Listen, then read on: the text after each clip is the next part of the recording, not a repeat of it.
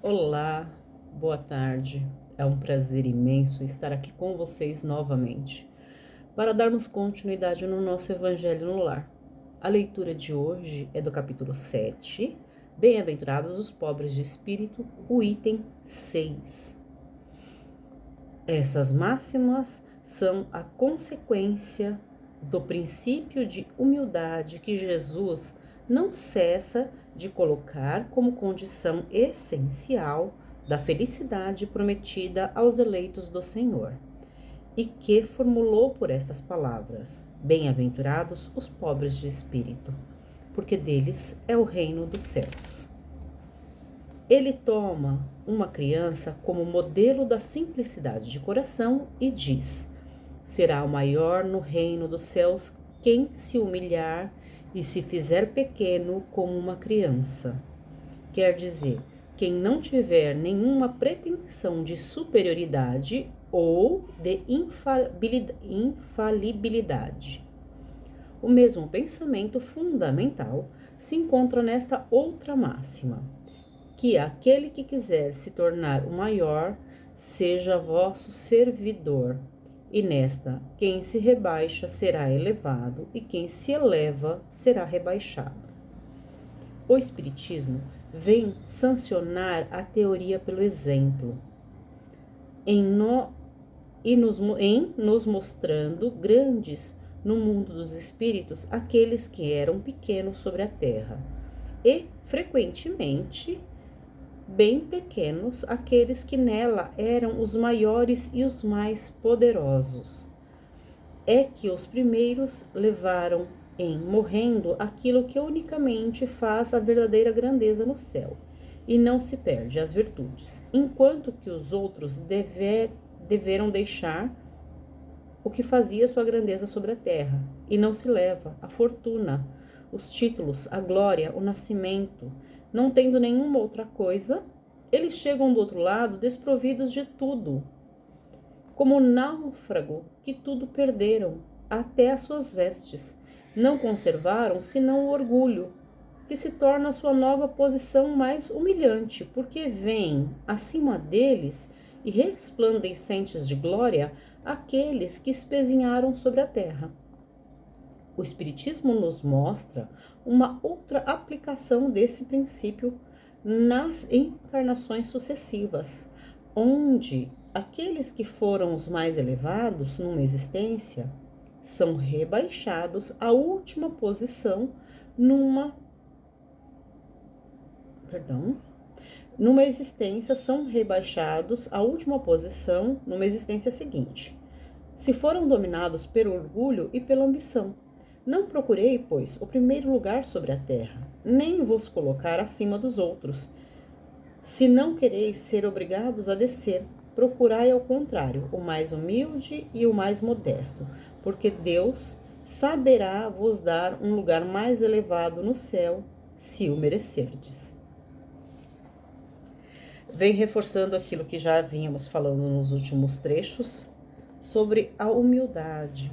Nesse caso, aqui nesse trecho em específico, fala muito sobre o poder que algumas pessoas possuem enquanto encarnadas. Poder que é determinado pelo dinheiro, pelo status social, pelo poder que essa pessoa possui enquanto encarnada. Seja pelo nascimento, por ter nascido num berço de ouro, numa grande posição social elevada, ser filho, enfim, de alguém dito poderoso, ou propriamente ser alguém poderoso neste mundo, por algum motivo, seja por riqueza ou pela posição que ocupa neste momento como encarnado. Porém, ao desencarnar, se o motivo de orgulho, o motivo dessa pessoa ser superior no nosso momento aqui encarnado, se o motivo dela ser superior é por causa do dinheiro, da posição social, ao desencarnar, essa pessoa perde tudo. Por quê?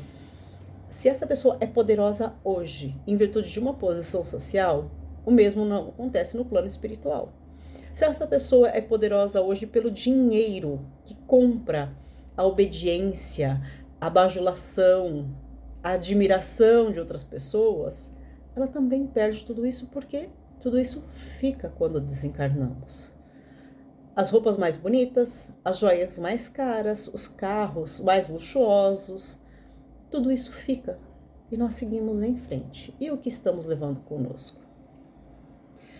Esse orgulho pela posição social ou pelos bens aqui enquanto encarnado é em vão, porque nada disso nos acompanha. Nada disso nos torna seres humanos melhores. O que vai dizer se somos grandes ou pequenos após o nosso desencarne é a nossa elevação espiritual. Ela quem vai ditar o posto que teremos do lado de lá. É a nossa evolução espiritual e essa nós conquistamos com os nossos esforços diários, em nos tornarmos seres humanos melhores, em compreender que somos todos iguais, em estar sempre ajudando e auxiliando os nossos irmãos mais necessitados, sem que precisemos humilhar para isso. Fazer o bem sem olhar a quem, corrigir os nossos defeitos, entender o quão pequeno ainda somos. Isso nos fará grande do outro lado. Nada além disso. Porque a única coisa que levaremos daqui é o aprendizado obtido. Esse é nosso.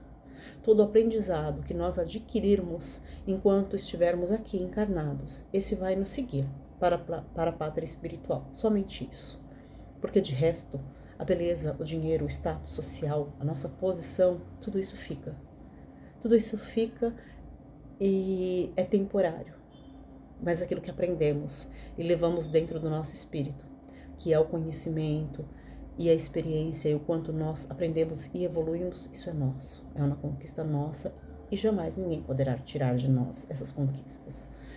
Então, é uma reflexão muito importante. Pelo que estamos batalhando? Pelo que estamos lutando nessa vida? Pelos bens materiais ou pelos bens espirituais? Para quando podermos retornar à nossa pátria espiritual, para quando nós formos retornar para a nossa casa, para o nosso lar, o que vamos levar conosco? Né?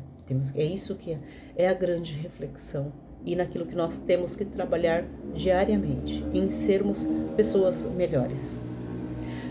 Fiquem com Deus e até a próxima. Foi um prazer estar com vocês novamente.